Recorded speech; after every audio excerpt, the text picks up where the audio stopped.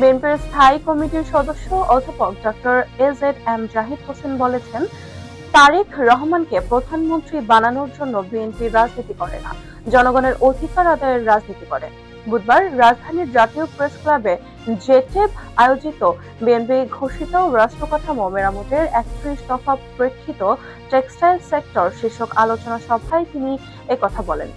তিনি বলেন, আজকে যারা বলার চেষ্টা করেন আন্দোলনের মূল মন্ত্র ছিল এইটা ওইটা, আমরা আপনাদের স্মরণ করিয়ে দিতে চাই বিএনপি ক্ষমতায় যাবার জন্য রাজনীতি করে না। আন্দোলনের মূল মন্ত্র ছিল জনগণের অধিকার আদায় করা। সেটি হচ্ছে বিএনপির দাবি। জনগণের অধিকার আদায়ের জন্য বৈষম্য বিরোধী ছাত্র ভাইয়েরা আন্দোলন করেছেন, আমরা তাদের শ্রদ্ধার সঙ্গে স্মরণ করি। অন্তর্বর্তীকালীন সরকারের উদ্দেশ্যে তিনি বলেন, রাজনৈতিক দলের পেছনে লাগার দরকার নাই বন্ধুরা, আপনারা আপনাদের ভেতর ঘাপটি মেরে থাকা স্বৈরাচারের দোসরদের পেছনে লাগুন, তাদেরকে প্রশাসন এবং আপনাদের আশপাশ থেকে সরিয়ে দিন।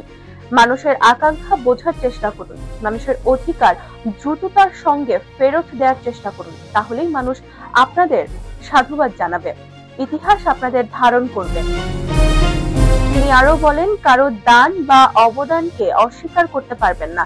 ৩০,০০০ মানুষ পঙ্গুত্ব বরণ করেছে, হাজার হাজার নেতাকর্মী চোখ হারিয়েছে, হাত হারিয়েছে, পা হারিয়েছে। যিনি শহীদ হয়েছেন তার কোনো রং নেই, তিনি শহীদ। যিনি পঙ্গুত্ব বরণ করেছেন তারও কোনো রং খোঁজার দরকার নেই, তিনি পঙ্গু হয়েছেন দেশের জন্য। আজকে ঐক্যের প্রয়োজন, ঐক্যবদ্ধ হলেই দেশ এগিয়ে যাবে। ভারতের ষড়যন্ত্র সম্পর্কে সতর্ক করে দিয়ে তিনি বলেন, পার্শ্ববর্তী দেশের ভাইয়েরা তাদের সোশ্যাল মিডিয়ায় ও কোনো টেলিভিশনে তাদের ষড়যন্ত্র চালাচ্ছে, তারা কিন্তু থেমে নেই।